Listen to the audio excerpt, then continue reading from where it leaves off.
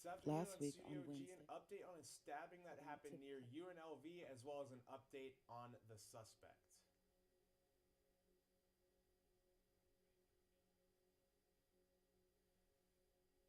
And also, the Mario Brothers hit theaters over Easter weekend. How well did the animated film about a beloved video game do in the box office?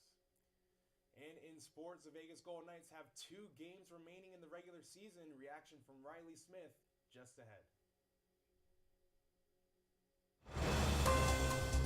Now, news that matters to you on campus and beyond. Live.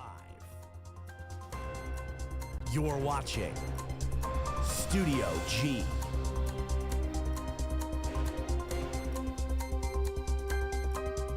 Good afternoon, just about 8 minutes past noon here in Las Vegas, Nevada. Thank you for joining us on Studio G. I'm Dominic Lavoie. The latest on a stabbing that happened near UNLV. Here's Patrina Allen with the details. Last week on Wednesday, a stabbing incident took place near Maryland Parkway and Katy Avenue, right outside the UNLV campus. A 23-year-old Janelle Hamill was arrested in connection to a homicide. Allegedly, Hamill stabbed a man multiple times, leading to his death. Hamill is being held on open murder charges at the Clark County Detention Center without bail.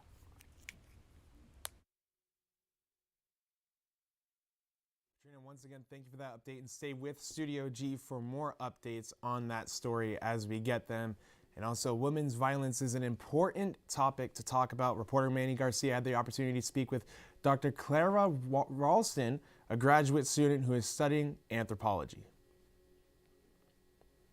Past to the present by understanding why violence was happening in the past, because understanding why violence happened in the past and sort of what social systems were informing the practice of violence in the past can help us understand why it's happening today. So if we can understand why different groups were getting into violent encounters in the past, it can help us understand, well, if this was happening in the past and this is what it meant to them and this is the problem they were trying to solve with violence, it helps us identify what kinds of problems people are trying to solve with violence today. Women are disproportionately targeted for violence. If you look at the World Health Organization statistics, for example, women are 3 times more likely to be victims of domestic violence. And particularly Indigenous women. The plight of Indigenous women in this country is pretty stark, because it's essentially constraint of opportunity, constraint of access to resources.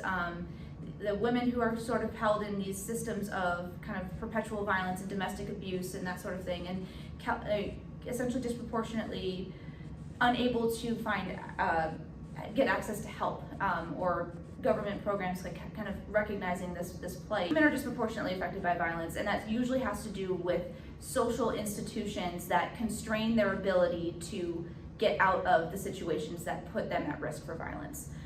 This disproportionately affects Indigenous women today. I would say if you, do some research and see if there's any activist groups out there, and volunteer work, that kind of thing, or just in general, kind of read up and educate yourselves on what's going on in your community and whether you can volunteer at shelters. Volunteer work is always incredibly important for providing resources to people who might otherwise not have anything.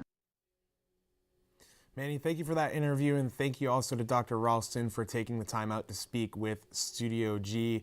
And we're going to stick around on campus here for UNLV students interested in film. An exciting new studio has been completed on campus that can bring your projects anywhere you can imagine.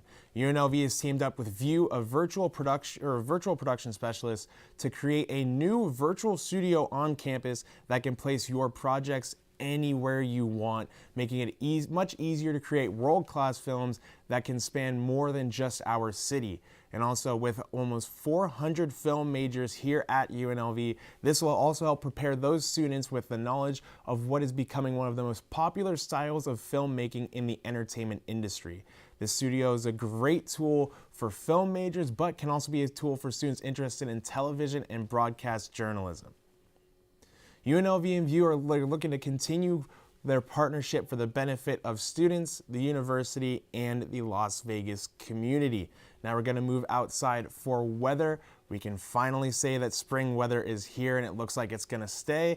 The valley went from the mid 50s to a high 80 within a week. It was a huge temperature jump that everyone felt there, and it does feel really good after a long winter here in the Las Vegas Valley. And to start it off, it's currently 84 degrees, and there's a record watch today as the temperature is expected to hit 94 degrees for the high today, which surpasses the previous record of 92 degrees. However, the cooler temperatures may be gone, but the wind is here to stay. Peak wind gusts are expected to be around 20 miles per hour. So if you're missing the cold, don't worry, because Mount Charleston still has a snow level of 20 inches, and the Colorado Rocky snowpack is still high as well. And there are not many places where a record high temperature is expected.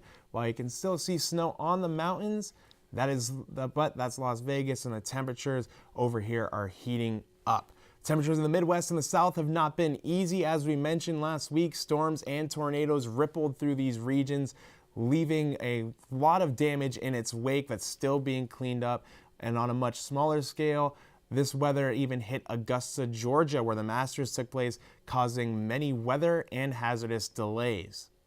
And we're moving into the Masters as well. Going to touch on the Vegas Golden Knights. They're in their home stretch, but staying focused on the Masters. After many weather delays, the Masters wrapped up on Sunday. John Ram from Spain. He took home the green jacket, and going into the third round, Brooks Koepka led, but was unable to hold on and finish second, right behind Phil Mickelson. Some history was also made this year, making the cut for the 23rd consecutive time. Tiger Woods ties the longest cuts made record. Also, Fred Couples, who shares that record with Tiger, also made history. He became the oldest player to make the cut at 63 years old. Rahm was proud to secure a green jacket after a comeback win.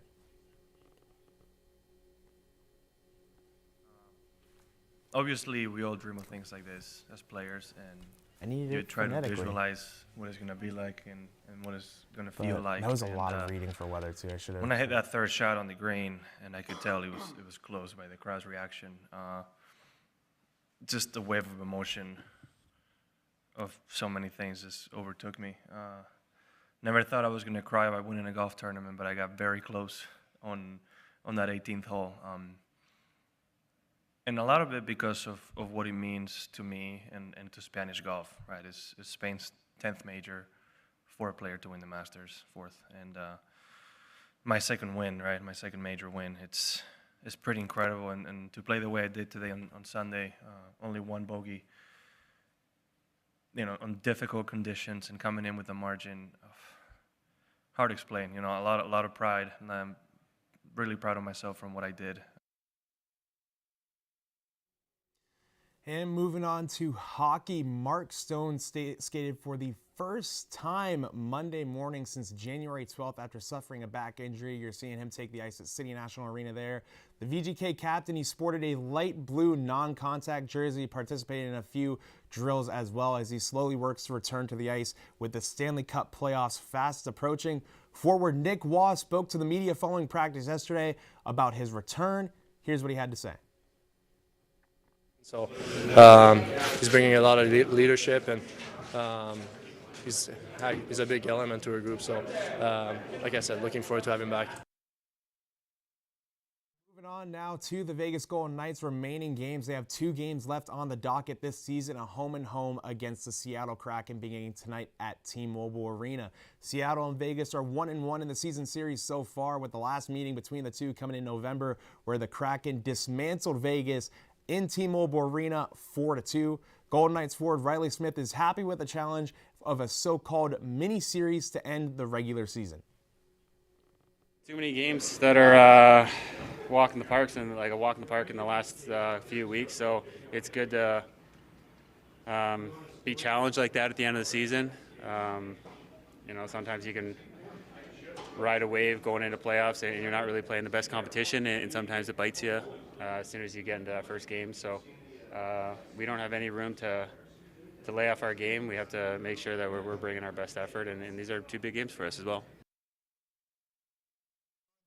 hardwood, where one of Las Vegas's own is looking to land on an NBA team. Julian Strother, the Liberty High School product who now attends Gonzaga, has declared for the 2023 NBA draft. And with those pictures you're seeing on your screen, Strother had his moment in the spotlight right here in Las Vegas during the Sweet 16, hitting a game-winning three-ball from the logo to send his Bulldogs to the Elite Eight. The NBA draft will be held on June 22nd. And the WNBA, they held their draft as well, and the Las Vegas Aces took Brittany Davis out of Alabama with their lone pick, the 36th pick in that draft. Davis is a 5'9" guard who put up 18 points and 7 assists with the Crimson Tide this season. The Aces, they're going to be opening their season up May 20th on the road against the Seattle Storm.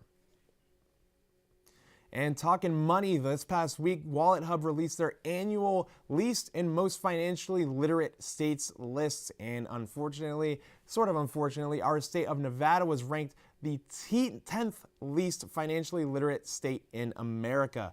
The states of Nebraska, Utah, and Virginia were ranked the top 3 financial literate states in the country.